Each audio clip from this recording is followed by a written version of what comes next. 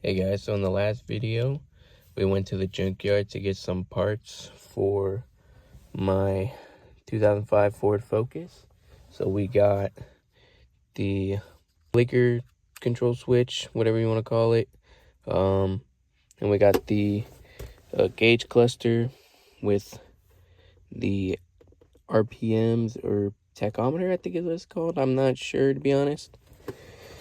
And we got the wiper switch. Now they pretty much work, the switches. The only thing is that it'll show that my bright lights are on, but they're not. As you can see, I just turned on the light switch. I haven't even flicked the high beams on yet. And with my wipers, these intermediate or like speed control switch doesn't work. So we're gonna pop these in, see if that helps. And then honestly just wanted this because it looks pretty dang cool. So in the last video, when I was at the junkyard, I showed you that you just need to pop this off, pull a tab, pull a switch, and it's pretty simple. And then just a couple screws to take this off. I'll show you that here in a second, but for now I'm just gonna pop this off and replace the switches. So I got that popped off. It's literally just 2 tabs on the side, so super duper simple. And then there's a tab right here, and it's a little bit stuck in there, and it's kind of hard to do with one hand. But you pull this tab and it'll pop up, and then you just disconnect the connector in the back. So I'm gonna do that real quick, as it's kind of hard with one hand. So got it popped out, got the switch disconnected. Now it's just the same thing for the other side. You just pull that tab. See how it popped up? Now you can just lift it up. See, that one came out pretty easy. And then there's a connector back there. I don't know if you can see that. Right there. And you just pull that little tab right there where my finger's at. And then pull the connector out and just pop that back in and just put it back in place. And I'm gonna do that right now, and we're gonna see how that goes. Alrighty, got the new switches in place. Now we're gonna see if that worked. Let's see. Alrighty, so for starters, I got the lights on now, and there's no bright light switch, so we're gonna flick it on. Alright, flick it off. Alright, so that one worked. And now let's see about this switch. So you can flick it like that, or we have the switches right here, but I think you gotta turn it on. So there's that one. And then let's give it a minute, see if it worked or not. While we wait for that, see if the spray works. Spray works. I don't think it did anything, unless I'm doing this wrong. Yeah, I don't know. Y'all let me know in the comments if they should have already done that by now, or what I'm doing wrong. Well, we're gonna move on to replacing this cluster and replacing this trunk switch to see if that'll get the trunk to open. And to do that, we're gonna have to take off this trim right here, which is actually pretty simple. It's honestly just a couple of screws and that's it. So let's get started with that. So the first thing you're gonna have to do is take off these screws right here. There's 4 of them right down here. I'm gonna try just taking off the first 2 and seeing if that works, because there's really just a screw right in here that you have to get to. So I don't think you necessarily would have to take off the entire thing. And then I believe another screw either right here or right here. I'm not too sure. We'll see when we get under there. But for now, I'm gonna take just these two off. Alrighty, got that off. Turns out I did need to undo all 4 of them. And I was wrong. It's honestly just 1 screw. That's it. That's literally it. It's just 1 screw holding it in, and then this whole trim piece should come off. Obviously I'm gonna have to take off my makeshift horn. Just take that off, and then we can get to that and get to this bad boy right here. So I'm gonna do that real quick, pop off the trim, and we'll go from there.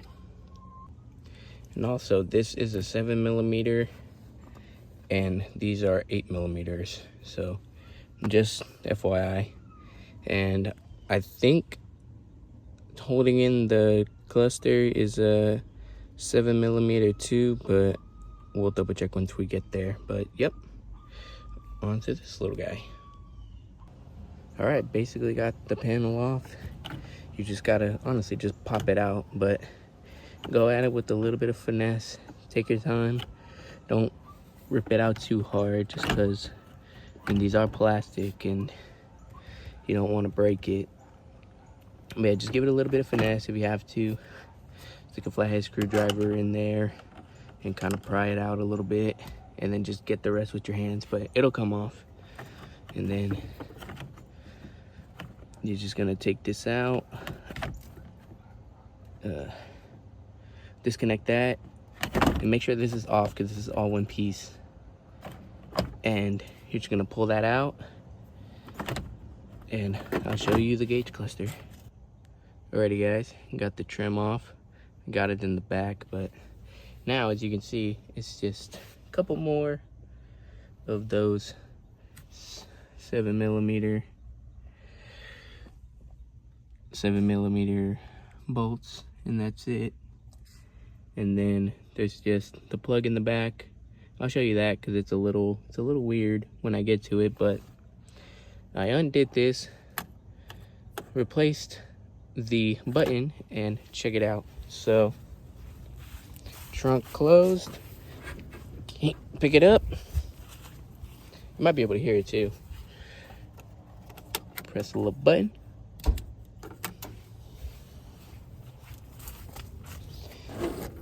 Boom, baby. Now I don't have to use the key or anything. I can just press the button, which, heck yeah. But anyways, on to the gauge cluster. And I will be back shortly because it sucks doing all this crap one-handed. Alrighty guys, got the gauge cluster disassembled. Now this is the little piece I was telling you about. I don't know if this is common on most gauge clusters, but there's this little black tab right here. And you're gonna push it to the left, and it's actually gonna pull out the connector as you do that. So let me see if I can do it with just one hand. I don't want to break it, but I might have to. Oh, there we go.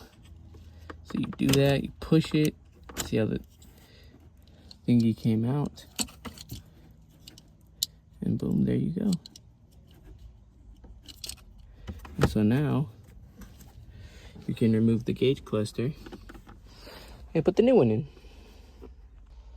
Also, disconnect the battery before you do this so you don't have any electrical problems or anything like that. It's safer in the long run just to disconnect the battery before working on any electrical components.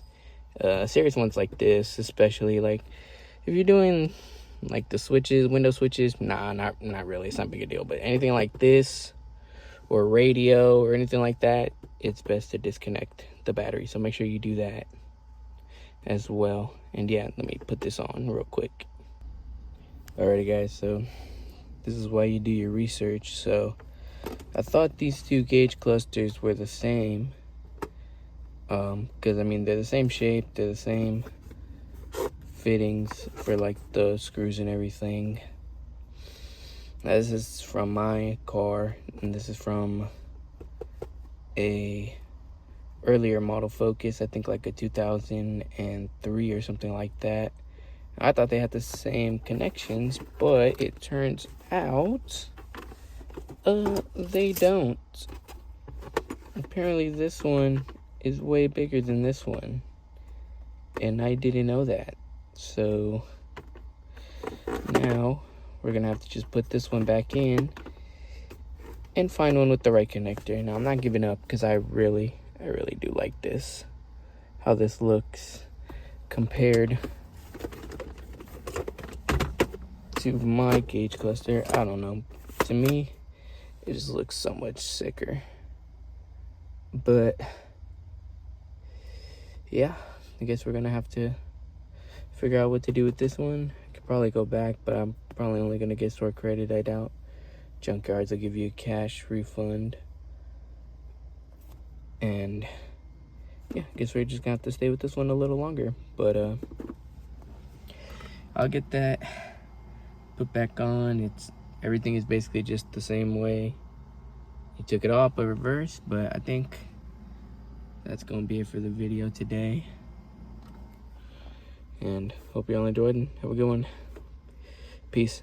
Make sure to do your research so you don't end up like me.